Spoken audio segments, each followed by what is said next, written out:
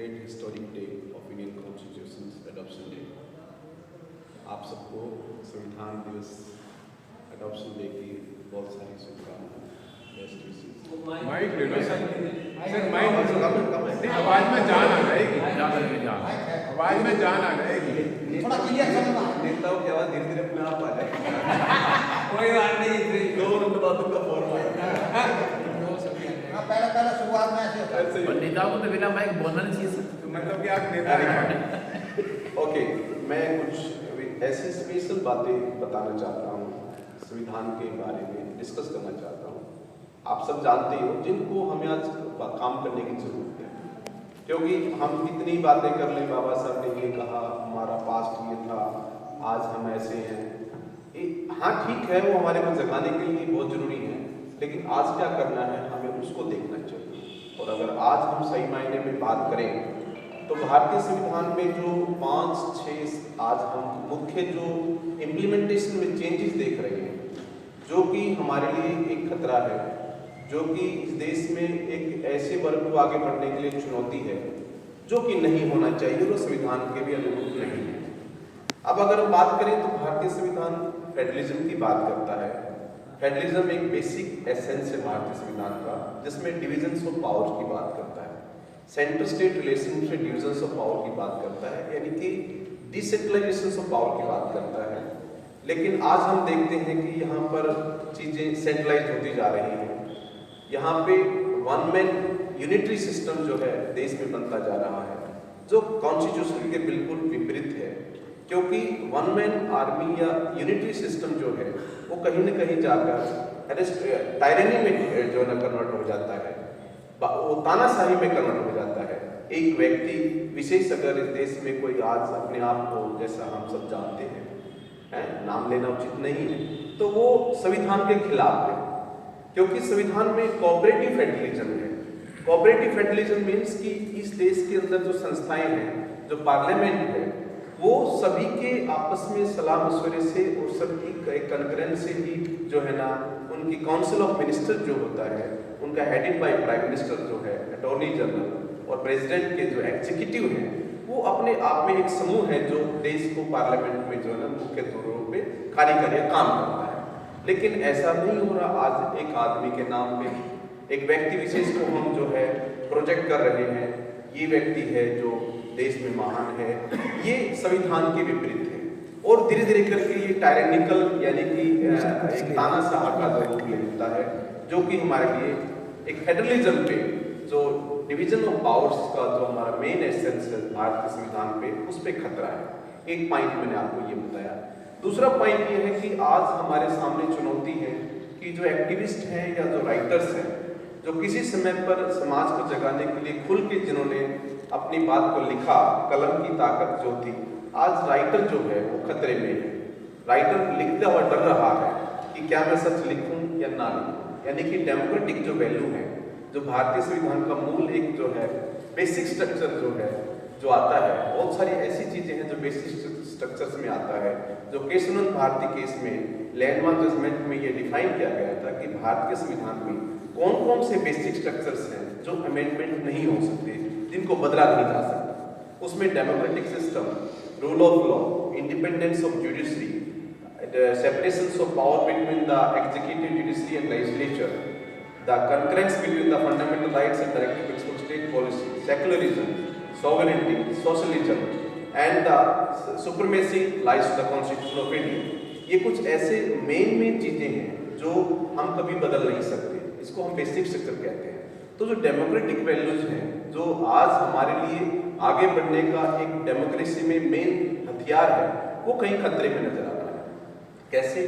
एक राइटर लिखने से डर रहा है, एक एक्टिविस्ट कहीं प्रोटेस्ट करके, अपनी बात कह के, धरना करके या कहीं पर भी प्रदर्शन करने में डर रहा है। वो अफ्रेड है, वो इन डेंजर में है कि मेरी लाइफ या मेरी लिबर्टी या मेरी जो भी मेरी पोजीशन है वो कहीं खतरे में तो नहीं आ जाएगी, मैं कहीं जेल में तो नहीं सड़ा मर जाऊंगा जिंदगी भर। ऐसा तो नहीं कि मैं इस काम को करने में मेरे को बहुत ज़्यादा खतरे हो सकते हैं। तो ये ऐसी चीज़ें हैं जो हम साइलेंटली देख रहे हैं, जो समाज में आज संविधान को खत्म करने के लिए एक तरफ से षड्यंत्र पिछले कई सालों से चल रहा था, आज हम इसको जो ना सही तरीके से हमारे सामने नजर आ रहा है।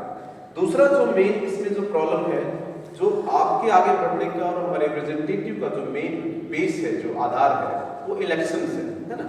इलेक्शंस के माध्यम से हमारे रिप्रेजेंटेटिव चुन के जाते हैं, हमारा नया व्यक्ति हिम्मत करता है। लेकिन आज आप देखते हैं इलेक्शंस के अंदर कितना ज़्यादा किस लेवल तक जो है आपको मैनेज करना पड़ता है, पैसे से, बाहुबली से, मीडिया से।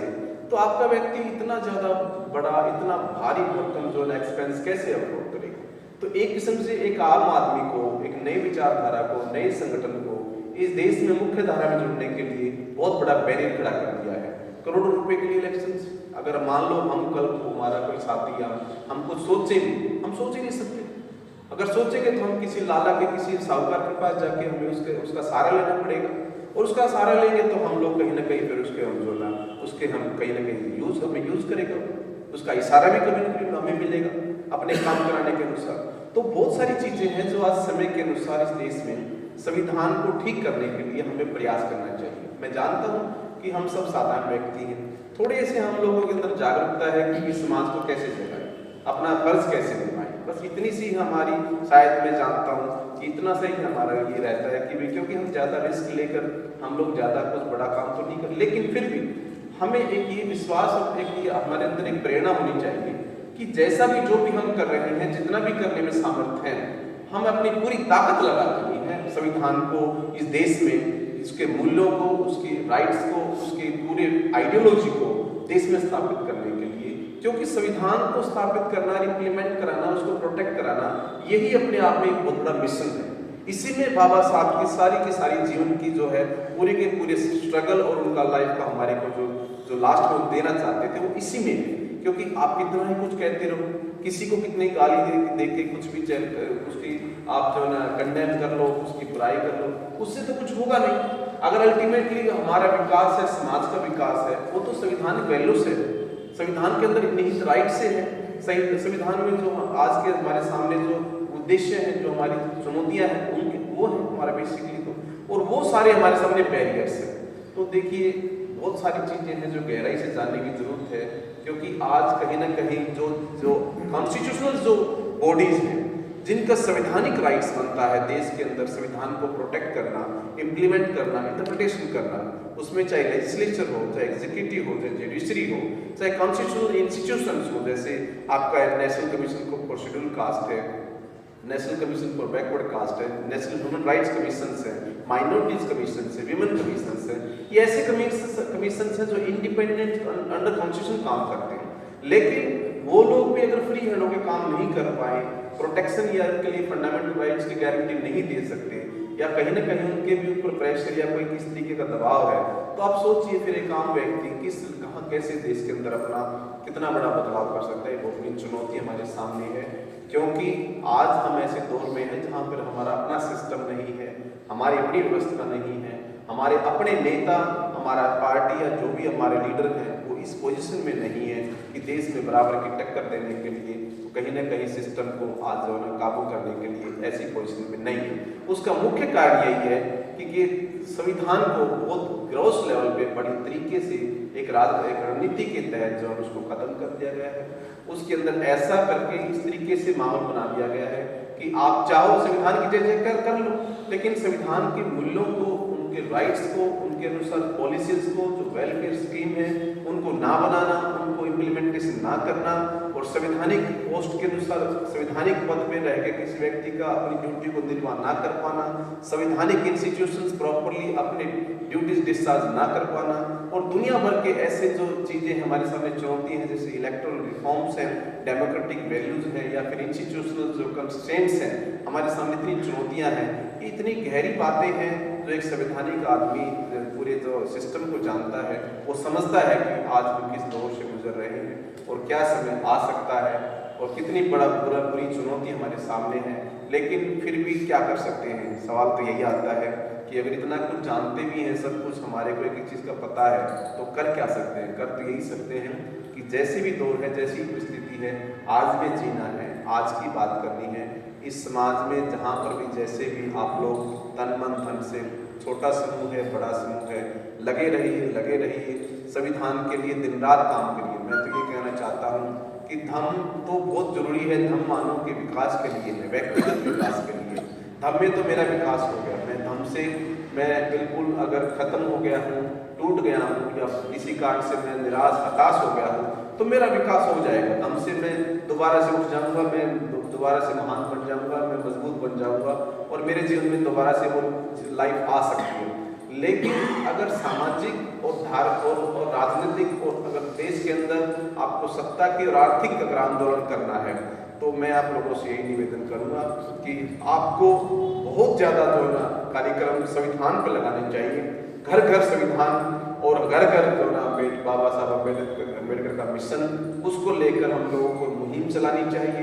जब तक एक एक व्यक्ति, हमारा समाज संविधान के बारे में जागरूक नहीं होगा, जब तक हर व्यक्ति संविधान को नहीं पढ़ेगा, नहीं जानेगा, अपने राइट्स के लिए खड़ा नहीं होगा, जब तक हर व्यक्ति इसके लिए जागरूक होकर अपनी जिम्मेदारी नहीं निभाएगा तो देखिए, मेरी बात को गलत ना लें तो आप बड़े खतरनाक दौर से गुजर रहे हैं, तो बहुत ही बुरा समय आ भी सकता है।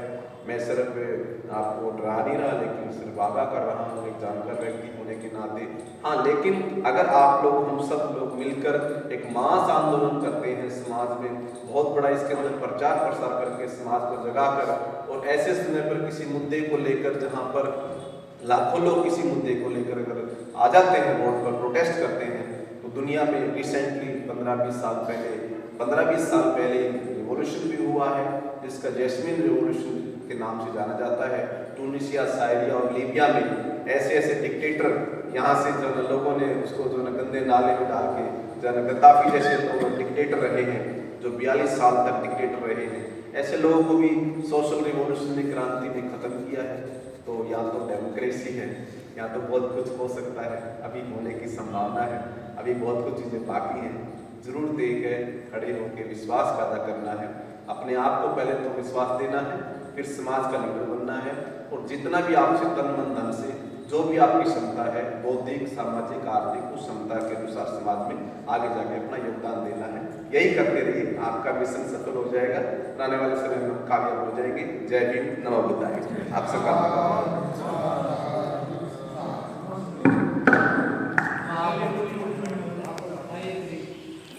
बंद कर लो, बंद करो।